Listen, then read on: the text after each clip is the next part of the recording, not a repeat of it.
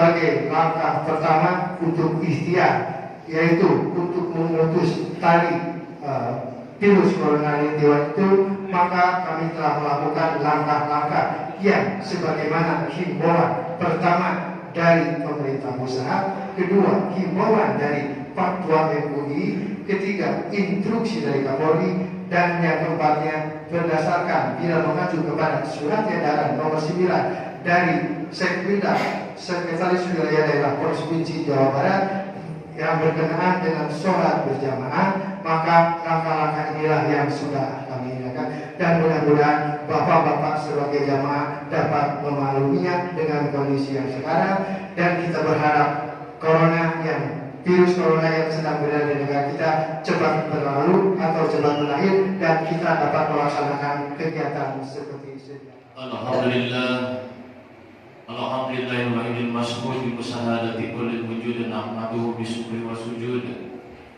wa naskuruhu bil hamdi ala wujud. Asyhadu an la ilaha illallahul ma'bud wa asyhadu anna Muhammadan abduhu wa rasuluhu mahmud. Allahumma sallim wa barik ala sayyidina Muhammadin haudil mawjud wa ala alihi wa sahbihi wa tabi'ina ila yaumil mawjud. Amma ba'd. Wa ya ayyuhal ittaqullah haqqa tuqatih wa la tamutunna illa wa antum muslimun.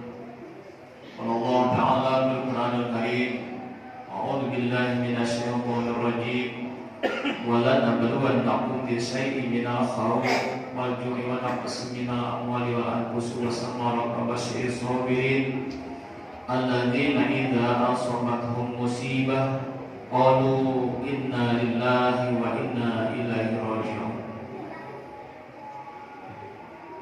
Hadirin wal hadirin al-Jum'ah yang dimuliakan Allah Subhanahu wa taala, teriring doa kami semoga Allah Subhanahu wa taala senantiasa melimpahkan rahmat, kasih sayangnya Allah dan barokahnya, dan juga ampunannya kepada kita semuanya. Salawat serta salam tercurah limpahkan kepada baginda alam habibana wa nabiyana Muhammad sallallahu alaihi wasallam, keluarga, sahabat, tabi'in dan kepada kita selaku umat. Semoga kita mendapatkan syafaat tersebut pada akhir nanti dari baginda besar khataman nabiyyin wasidul mursalin, yaitu Nabi besar Muhammad sallallahu alaihi wasallam. Jadi pada Jumat yang dimuliakan Allah Subhanahu wa taala, saya sepakati berwasiat kepada jemaah semuanya, marilah kita senantiasa meningkatkan keimanan, ketakwaan kepada Allah Subhanahu wa taala, dan dapat mengaplikasikan, merealisasikan di dalam kehidupan sehari-hari, supaya kita untuk meningkatkan keimanan dan ketakwaan kepada Allah, kita harus bersikap bijak, kita harus bersikap sabar, berikhtiar dan tawakal kepada Allah Subhanahu wa taala. Semoga kita tidak mati kecuali matinya adalah membawa keimanan dan keislaman di hadapan Allah Subhanahu wa taala. Jadi hari Jumat yang dimuliakan Allah Subhanahu wa taala, mungkin pada kesempatan ini saya sebagai khatib, yaitu mendapatkan mandat ataupun jadwal dari DKM Al-Muhajirin.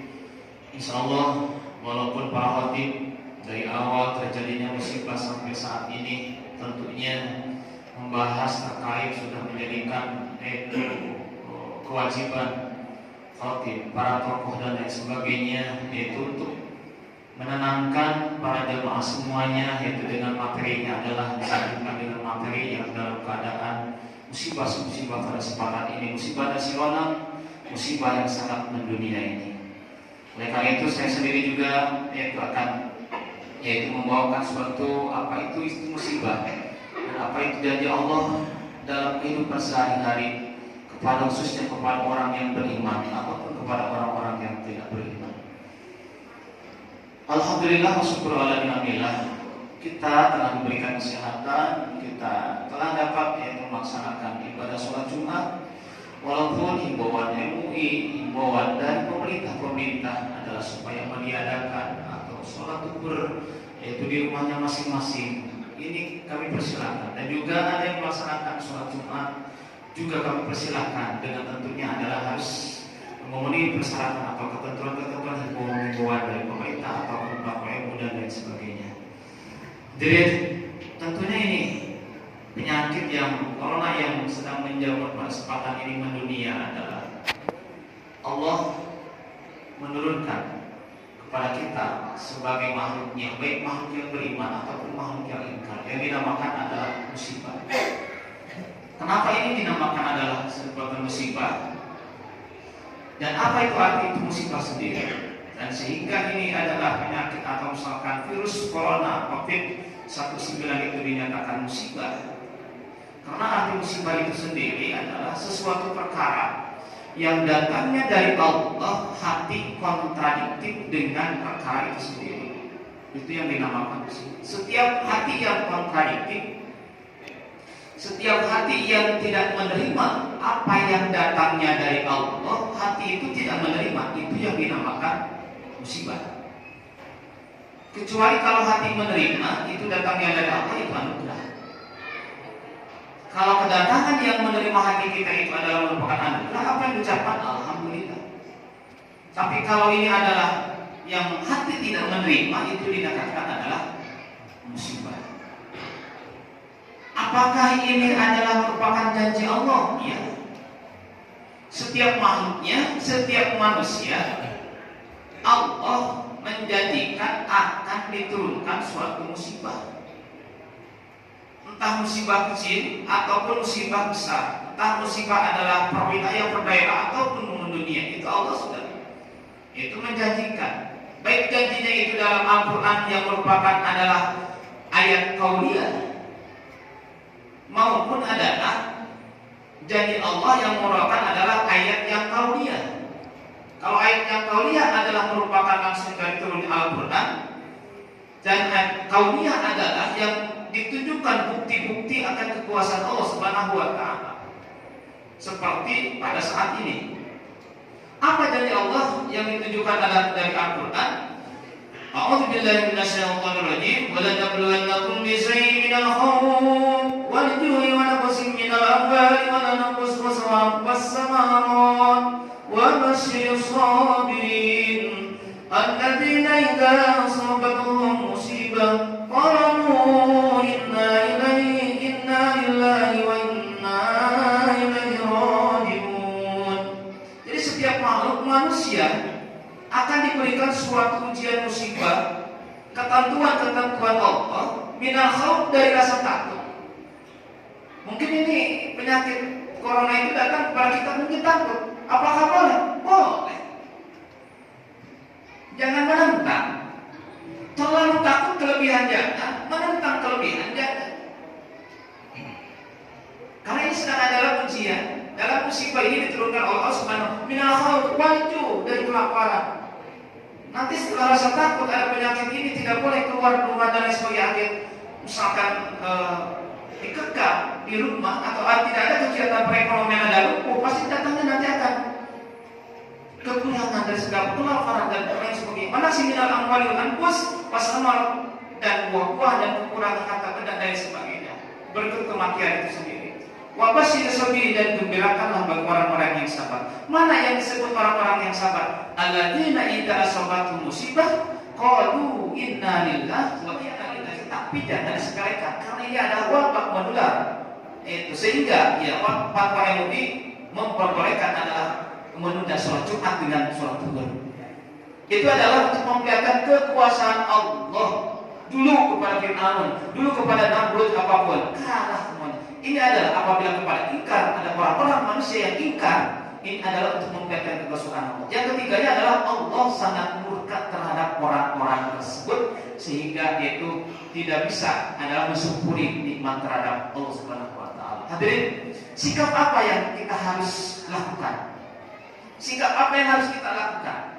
Tentunya sebagai umat Islam, sebenarnya dari zaman Nabi sampai zaman sekarang, sikap-sikap seperti itu ada di pendidikan, di pelajaran Islam. Hanya orang Islam sendiri yaitu tidak menguasainya ilmu itu sendiri, baik ilmu tentang kesehatan yang merupakan harus membersihkan jasmani, terutama adalah untuk membersihkan rohani. Oleh karena itu saya berpesan untuk mensikapi penyakit corona pada kesempatan ini yang menular adalah yang pertama adalah bersihkan penyakit jasmani yang sehingga bisa nempel, bisa kepada merat terhadap kita sendiri.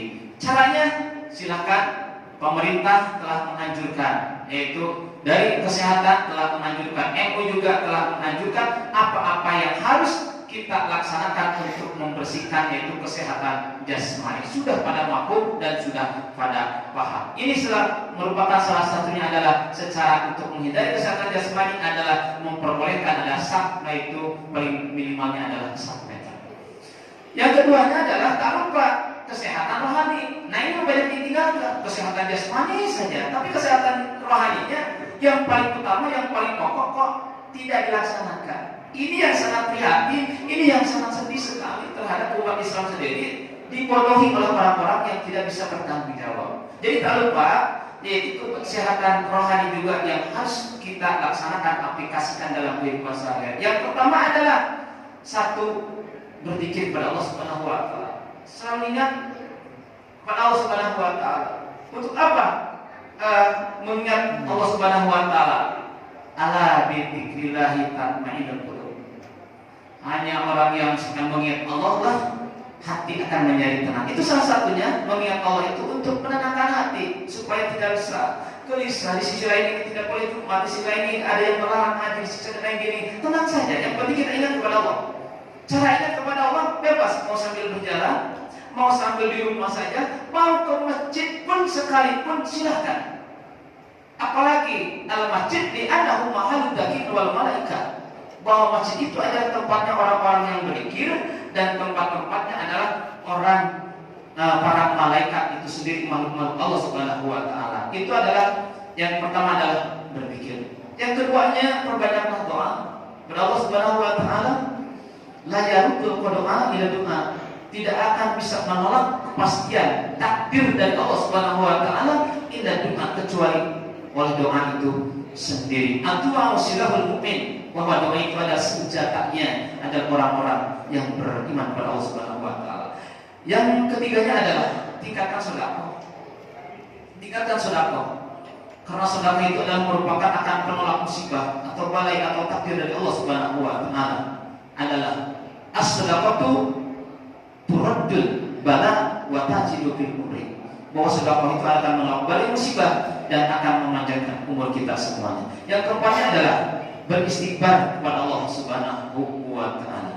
Beristighfar kepada Allah Subhanahu wa taala dan senantiasa jangan dihitung berapa banyak beristighfar, apalagi sekarang. Kita mungkin banyak rusaknya, kita mungkin dalam posisi kita diturun dalam musibah itu dalam keadaan ingkar kepada Allah atau dalam keadaan mungkin tidak tahu. Wallahu a'lam. Wallahu a'lam. Oleh karena itu perbanyaklah ada istighfar. Man lazima istighfar jalallahu. Barang siapa yang mendawamkan istighfar berapapun banyaknya, adalah min kulli hamin farajan wa min kulli dhikin makhrajan wa yarzuqu min hayyu la yahtasib. Barang siapa yang berdawamkan atau membiasakan istighfar kepada Allah Subhanahu wa taala, Allah akan membukakan kesulitan dan kesempitan, dan Allah akan membukakan apapun yang Dia kehendaki, dan Allah akan memberikan rezeki yang tanpa disangka-sangka dan tanpa diduga-duga. Juga jadi Allah Subhanahu wa taala di dalam surat Al-Anfal, yaitu dalam surat Al-Anfal, Allah Subhanahu wa taala mengatakan sebagai bagian buktinya bahwa dengan istighfar insya Allah akan tidak diam dan Allah akan yaitu mengampuni dosa-dosa orang-orang yang beristighfar. Dan Allah sekali-kali tidak akan mengazab mereka sedang kamu berada di tengah-tengah mereka, dan tidak pula Allah akan mengadab mereka sedang mereka meminta ampun kepada Allah Subhanahu wa taala. Mudah-mudahan ini bukan merupakan azab, bukan merupakan istighfar, peringatan kepada orang-orang yang selalu senantiasa yaitu meminta ampun kepada Allah Subhanahu wa taala. Yang selanjutnya adalah perbanyaklah shalawat kepada Allah, kepada Nabi Muhammad SAW. Semoga dengan kebaikan shalawat 1 kali dikalikan dengan 10 kebaikan terus, mudah-mudahan kita terhalang dari segala musibah apapun. Yang terakhirnya adalah tubuh ila Allah taubatan nasuha. Bertaubatlah kita semuanya. Mungkin ini adalah untuk para dosa, mudah-mudahan dengan ada musibah corona dan secepatnya adalah corona ini adalah meninggalkan kita semuanya, khususnya bagi orang-orang yang beriman, supaya beriman adalah beribadah yang sangat tenang, nyaman dan lain sebagainya. Allahumma fikra kami tarik barakallahu lakum wa lakum bi qur'anil azim aku la qur'an asallallahu alaihi wa sallam inna wallahu alhamdulillahi alladhi an'ama bi ni'matil iman wal islam sallallahu la ilaha illallah wal jalali wal ikram wa sallallahu ala muhammadin abduhu wa rasuluhu wa sallallahu alaihi Allahumma salli wa barik ala sayyidina muhammadin kiram wa ala alihi wa sahbihi wa tabi'in ila yaumil qiyamah wa ya ayyuhal musikum wa nafsi bi taqwallah faqad fasal taqul inna allaha wa malaikatahu yusalluna 'alan nabi ya ayyuhalladzina amanu sallu 'alaihi wa sallimu taslima Allahumma salli wa sallim wa barik ala sayyidina Muhammadin wa ala alihi wa sahbihi ajma'in amin ya Allah ya rabbal alamin bismillahirrahmanirrahim Allahumma bil muslimina wal muslimat wal mu'minina wal mu'minat al ahya'i minhum wal amwat bi rahmatika ya arhamar rahimin Allahumma ya Allah tolaklah dari kami semua mahalnya harga, cobaan-cobaan wabah, maun dan buruknya ketetapan dan musibah-musibah yang lainnya, baik kejelekan musuh-musuh, fitnah dunia dan agama yang tidak bisa menolongnya kecuali hanya Engkau ya Allah. Dari negara kami Indonesia khususnya dan negara-negara muslim umumnya, sesungguhnya Engkau yang maha kuasa atas segala sesuatu. Yang seandainya banyak manusia-manusia yang ingkar kepada Allah, kembalikanlah ya Allah. Jadikanlah orang-orang yang berbanyak maksiat itu dijadikannya orang-orang yang tunduk taat kepada Allah Subhanahu wa taala. Rabbana la atina fid dunya hasanah wa fil akhirati hasanah wa qina adzabannar. Alhamdulillahirabbil alamin. Ibadah Allah, inna Allaha ya'muru bil 'adli wal ihsani wa ita'i dzil qurba wa yanha 'anil 'asyi wal munkari wal baghi ya'idukum la'allakum tadhakkarun. Astagfirullah.